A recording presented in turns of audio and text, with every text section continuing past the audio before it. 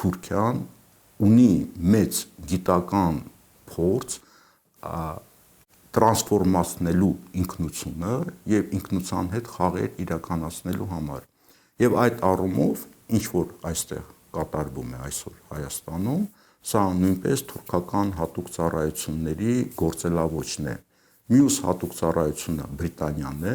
որը նույնպես մեծ փորձ ունի այդ ոլորտում, որտեղ նույն սովետական ժամանակաշրջանում սովետական միությունը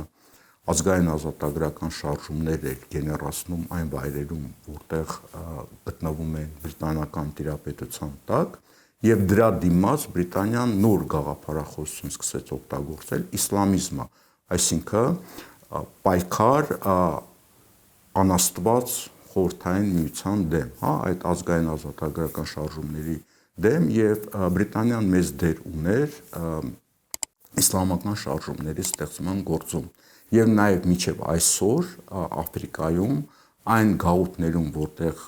եղել է Բրիտանիան, միշտ ցեղային արյունահեղ պատերազմներ են տեղի ունենում եւ արդեն փաստագրված է,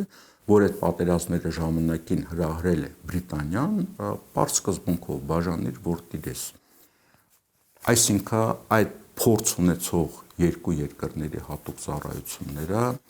ունեն շահեր Հարավային Կովկասում եւ